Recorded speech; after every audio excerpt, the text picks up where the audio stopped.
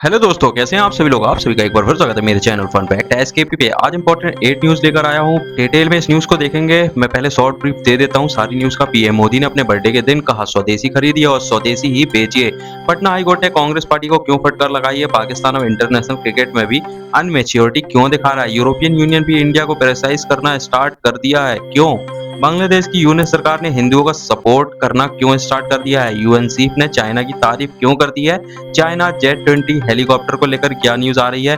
Saudi अरब ने music launches पर ban क्यों लगा दिया है। तो दोस्तों ये सारी इंपॉर्टेंट न्यूज है, इनको डिटेल में देखेंगे। उससे पहले अगर चैनल पर पहली बार है तो प्लीज ये मैंडेटरी है, चैनल को सब्सक्राइब जरूर कर लें, वीडियो को लाइक करें, शेयर करें, बेल आइकन को दबाएं। आप मुझे फेसबुक, व्हाट्सएप, इंस्टा, एक्स पे भी फॉलो कर सकते हैं, सबके लिंक आपको डिस्क्रिप्शन में मिल जाएंगे। तो दोस्तों न्यूज स्टार्ट करते हैं। फर्स्ट न्यूज है हमारी, कल ही India US water talks start हुए थे और आज पीएम मोदी ने कह दिया है by local cell local. Plus उनका ऑपरेशन सिंदूर वाला धमाकेदार स्टेटमेंट भी आया है। तो थोड़ा इसको डिटेल में देखते हैं। पीएम मोदी ने मध्य प्रदेश के धार डिस्ट्रिक्ट में पहले पीएम मित्र टेक्सटाइल पार्क का फाउंडेशन रखा। ये 7 पार्क्स का हिस्सा है जो टेक्सटाइल इंडस्ट्री को बूस्ट करेगा, फार्म से फॉरेन तक। कल यूएस के साथ ट्रेड बातें हुई। ट्रम्प टैरिफ की धमकी से तो मोदी जी ने कहा सिर्फ मेड इन इंडिया खरीदो, ट्रेडर्स में देसी माल ही बेचो। ये आत्मनिर्भर भारत को स्ट्रांग बनाएगा, जॉब्स क्रिएट करेगा, इकोनॉमी को ग्लोबल शॉक से बचाएगा। अगर ऐसी कोई जैसी स्थिति बनी है आगे अगर हुई तो हम इससे बच जाएंगे। धार पार्क के लिए 114 कंपनी से 23,000 करोड़ का प्रपोजल भी आया है। मोदी जी ने कहा हमारे जवान ने पाकिस्तानियों को पलक झपकते ही घुटने तोड़ दिए थे। 7 मई को इंडियन स्ट्राइक से टेरर हाइडआउट्स तबाह हो गए थे। जेईएम कमांडर इलास कश्मीर रो को बता रहा था, कल ही वीडियो आया था जो मैंने आपको न्यूज पे ही बताया था कि असूर अजहर की फैमिली के टुकड़े टुकड़े हो गए हैं। न्यू इंडिया न्यूक्लियर थ्रेट से नहीं डरता है, सीधे घर में घुस के मारता है। ये पुलवामा जैसे अटैक्स का जवाब था। बॉर्डर सिक्योरिटी पे सुपर स्ट्रांग हमारी इंडियन आर्मी हमारी रक्षा के लिए खड़ी है। ये स्टेप्स इंडिया को इकोनॉमिक पावर हाउस बनाएगा, एक्सपोर्ट्स बढ़ेंगे, अनएम्प्लॉयमेंट घटेंगे, डिफेंस में zero tolerance and no soft target. तो ट्रेड टॉक से यूएस के साथ बेटर डील होगी हमारी। टैरिफ्स थोड़े अवॉइड हो सकते हैं, पाकिस्तान से रिवेंज अटैक पॉसिबल है, लेकिन इंडिया इन सब के लिए रेडी है, ऐसा कहना है पीएम मोदी का। टेक्सटाइल बूम से एमपी जैसे स्टेट रिच होंगे, ग्लोबल फैशन मार्केट भी हम कैप्चर कर सकते हैं। तो दोस्तों ये बहुत ही इंपॉर्टेंट न्यूज इंडिया की तरफ से आ रही है जो पीएम मोदी ने कहा है आप भी स्टार्ट करिए buy local and sell local. दोस्तों सेकंड न्यूज की बात करूं, पटना हाई कोर्ट ने कांग्रेस पार्टी को एक शॉकिंग एआई जनरेटेड वीडियो हटाने का स्टे ऑर्डर दे दिया। ये वीडियो कौन सा है। ये वीडियो पीएम नरेंद्र मोदी और उनकी लेट मां हीराबेन मोदी जी को है। चलिए सिंपल लैंग्वेज में थोड़ा सा बताता हूँ। ये एक 36 सेकंड की क्लिप है। 10 सितंबर 2025 को बिहार कांग्रेस को ऑफिशियल एक्स अकाउंट पे पोस्ट हुई थी। वीडियो में पीएम मोदी सपने में अपनी मां से बात करते दिखाई देते हैं, जहां मां उनकी बिहार पॉलिटिक्स जैसे डीमोनेटाइजेशन और पॉलिसीज पे टॉन्ट मारती है। वीडियो पे एआई जनरेटेड लिखा हुआ था, लेकिन बीजेपी ने इसे पर्सनल अटैक बोला। कह रहे हैं ये पीएम और उनकी मां की डिग्निटी को हर्ट करता है, स्पेशली प्रतिपक्ष के टाइम पे जब उनकी मृत्यु हो चुकी है। पिटिशनर विवेकानंद सिंह ने और दूसरे ने फाइल की थी। कह रहे हैं कि ये डिफेमेटरी है और आर्टिकल 21 के अंडर प्राइवेसी वायलेट करता है। एक्टिंग चीफ जस्टिस पीबी बैजनाथी के बेंच ने 17 सितंबर को ऑर्डर दिया कांग्रेस को तुरंत सारे सोशल मीडिया से वीडियो हटाने का नोटिस दिया गया है। Notice Rahul Gandhi, Facebook, Twitter और गूगल्स को जारी किए गए हैं। इससे पहले 13 सितंबर को दिल्ली पुलिस ने बीजेपी कंप्लेंट पे एफआईआर रजिस्टर्ड की थी। सेक्शंस जैसे डिफेमेशन और फॉर्जरी के अंडर बीजेपी और जेडीयू यूनाइटेड ने हाई कोर्ट ऑर्डर को हेल किया है। कह रहे हैं कि ये डीप फेक मिसयूज रोकने का जरूरी कदम है। इंडिया के लिए इंपॉर्टेंट पॉइंट्स, ये केस एआई डीप फेक्स के खतरे दिखाता है इलेक्ट्रॉनिक्स में, जहां फेक वीडियो से मिस इन्फॉर्मेशन फैल सकती है। सुप्रीम कोर्ट तक पहुंच सकता है ये केस या नए लॉस बनवा सकता है। एआई रेगुलेशन पे कुछ न कुछ ऐसे लॉस बनने बहुत ही जरूरी है। बिहार पोल्स गर्म हो जाएंगे, कांग्रेस से सेटबैक मिलेगा और पार्टीज एआई टूल्स पे केयरफुल होंगी। मिस इन्फॉर्मेशन से डेमोक्रेसी को बचाना बहुत ही जरूरी है। आपको क्या लगता है दोस्तों, किस तरीके का लॉ इस पर बनना चाहिए। थर्ड न्यूज की बात करूं, आज बात करते हैं एशिया कप 2025 के इंडिया पाकिस्तान मैच की, जहां जियोपॉलिटिक्स से क्रिकेट को हाईजैक कर लिया। 14 सितंबर को दुबई में इंडिया ने पाकिस्तान को 60 विकेट से हराया, लेकिन पोस्ट मैच में हैंड शेक नहीं किया। क्यों। पहलगाम टेरर अटैक के 26 विक्टिम्स को ट्रिब्यूट देने के लिए इंडियन प्लेयर्स ने सॉलिडेरिटी दिखाई, स्ट्रेट ड्रेसिंग रूम में चले गए, no handshake. PCB Pakistan गुस्सा हो गया। उसका कहना था, मैच रेफरी एंडी पाइक्रॉफ्ट ने कैप्टन सलमान अली आगा को कहा था टॉस पे कि हैंडशेक मत करना और टीम सीट्स भी एक्सचेंज मत करना। पीसीबी ने आईसीसी को कंप्लेन की, पाइक्रॉफ्ट को हटाने की डिमांड की against spread of cricket. ICC ने मना कर दिया तो पाकिस्तान ने यूएस मैच बॉयकॉट करने की धमकी दी थी, कहा था हम मैच नहीं खेलेंगे। होटल से निकले ही नहीं, बाद में पता नहीं क्या हुआ, मैच 1 घंटे लेट शुरू हुआ और अभी मैच चल रहा है जब मैं वीडियो रिकॉर्ड कर रहा हूँ और लगभग स्थिति बहुत ही खराब थी पाकिस्तान की। मतलब एक यूएई की टीम से भी अगर ऐसा खेलेंगे और जीतने की उम्मीद करते हैं एशिया कप, तो बहुत चिंताजनक बात है। पीसीबी क्लेम करता है पाइक्रॉफ्ट ने मिसकम्युनिकेशन बोल के पाकिस्तान मैनेजर और कैप्टन को सॉरी बोल दिया है। आईसीसी भी इन्वेस्टिगेट करने को रेडी है कोर्ट वायलेशन अगर हुआ है तो।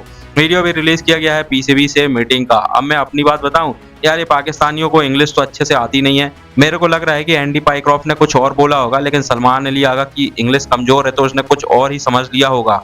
अगर सही अगर हैंडशेक के बारे में होता तो उसी टाइम पे ऑब्जेक्शन उठाना था सलमान अली आगा को। मैच खत्म होने के बाद क्यों ऑब्जेक्शन उठा रहा है? यार ये पाकिस्तानियों की हरकत ऐसी है। पहले बोला एंडी पाइक्रॉफ्ट को मैच रेफरी से हटाओ तभी मैच खेलेंगे, और बाद में देखो मैच रेफरी तो एंडी पाइक्रॉफ्ट ही है, लेकिन पाकिस्तान अपनी बात से पलट गया और अब यूएई से मैच भी खेल रहा है। तो इंडिया की बात करें दोस्तों, ये stand shows our player unity against terror. मतलब इंडिया के प्लेयर्स ने शो करके दिखा दिया है कि वो टेरर के अगेंस्ट एक है। बीसीसीआई स्ट्रॉन्ग जियोपॉलिटिक्स पे, no compromise on security our values. ICC probe से पाइक्रॉफ्ट पे एक्शन हो सकता है या नहीं, कमेंट पे अपनी राय जरूर बताइए दोस्तों।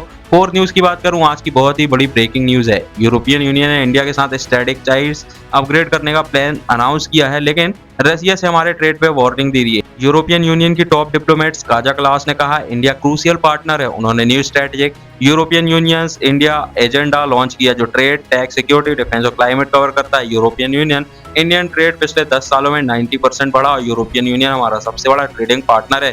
फ्री ट्रेड एग्रीमेंट जल्दी फाइनलाइज करने का टारगेट है। अगला राउंड अक्टूबर में ब्रुसेल्स में होगा। डिफेंस में भी नई पार्टनरशिप होगी। Maritime security, cyber defence, counter terrorism पे साथ काम करेंगे और क्लासिफाइड इंफॉर्मेशन शेयर करने का एग्रीमेंट भी हुआ है। लेकिन ट्विस्ट की बात है कि इंडिया का रशिया का साथ मिलिट्री एक्सरसाइज और रसिया ऑयल खरीदना यूरोपियन यूनियन को पसंद नहीं है। कलास ने कहा है ये ऑब्स्टिकल्स हैं क्लोजर टाइज के रास्ते में, क्योंकि पार्टनरशिप से ट्रेड नहीं है, रूल बेस्ड वर्ल्ड ऑर्डर के बारे में भी है। यूरोपियन यूनियन एक्सपेक्ट नहीं करता है कि इंडिया रसिया से पूरा कट ऑफ करे, लेकिन बात करते रहेंगे। ये अपग्रेड से jobs, tech transfer, defence boost मिलेगा, एफटीएस एक्सपोर्ट्स बढ़ेंगे, इकोनॉमी स्ट्रांग होगी, रसिया टाई से एनर्जी सिक्योरिटी सेफ होगी। लेकिन यूरोपियन यूनियन प्रेशर से बैलेंसिंग एक्ट करना पड़ सकता है। अगर एफटीए एंड 2025 तक हो गया तो इंडिया यूरोपियन यूनियन ट्रेड करीब $200 बिलियन क्रॉस कर सकता है। डिफेंस पैक्ट पे इंडिया को एडवांस टैक मिलेगा। रशिया एंगल्स पे डिप्लोमेसी बढ़ेगी। जयशंकर जी ने कहा है कि कलास से बात की है, अगर इग्नोर किया तो यूएस जैसे एलीज भी टैरिफ लगा सकते हैं। ओवरऑल इंडिया मल्टी एलिजमेंट्स जीतेगा। आप क्या सोचते हैं दोस्तों, इंडिया को रशिया की तरफ जाना चाहिए या यूरोपियन यूनियन की तरफ? फिफ्थ न्यूज की बात करते हैं। बांग्लादेश में दुर्गा पूजा के पहले मोहम्मद यूनिस ने कहा स्टेट को कोई हक नहीं है डिस्क्रिमिनेट करने का, चाहे रिलीजियस या आइडियोलॉजिकल डिफरेंस हो। ये न्यूज इंडिया के लिए सुपर इंपॉर्टेंट है। बांग्लादेश के चीफ एडवाइजर यूनिस ने द्वारकेश्वरी मंदिर में विजिट किया जहां पूजा की तैयारियां चल रही हैं। लास्ट ईयर अटैक के बाद हिंदू कम्युनिटी में डर था, लेकिन इस बार 33,000 पूजा मंडप सेट होने वाले हैं। यूनिस ने क्लियर कहा हर सिटीजन का राइट गारंटेड है कॉन्स्टिट्यूशन में, रिच पुअर सब इक्वल है, हम सब एक परिवार है और कोई डिस्क्रिमिनेशन नहीं होगा। ये स्टेटमेंट माइनॉरिटी राइट्स पे फोकस करता है जो बांग्लादेश के इंटरनल टेंशन को हैंडल करने की कोशिश है।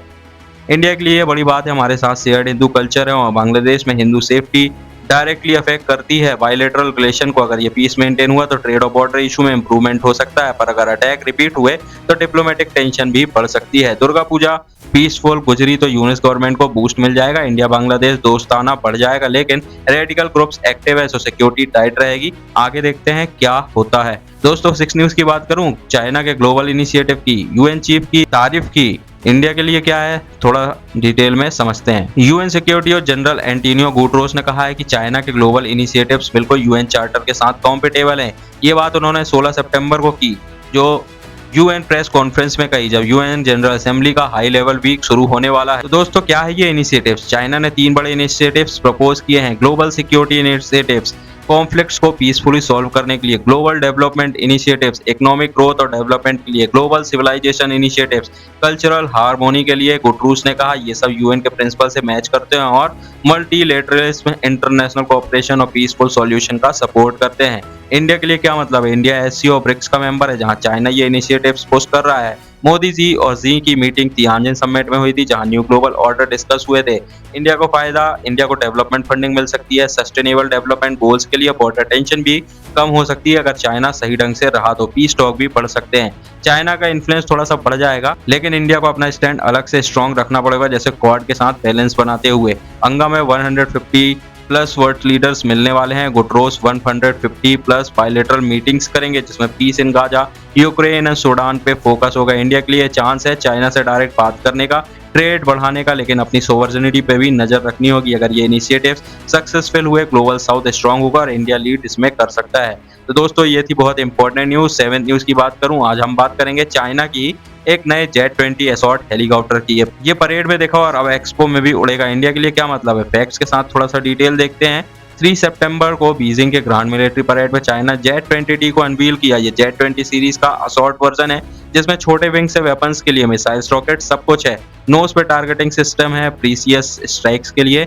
अगले महीने 16 to 19 अक्टूबर को तियानजिन के 7th चाइना हेलीकॉप्टर एक्सपो में ये पहली बार फ्लाइट परफॉर्मेंस देगा। पीएलए आर्मी के 52 हेलीकॉप्टर्स, ड्रोन जैसे जेट 10, जेट 19, जेट 20 और जेट 8 दिखेंगे। स्ट्रेटेजिक डिस्प्ले और इंडोर एग्जिबिट्स भी होंगे।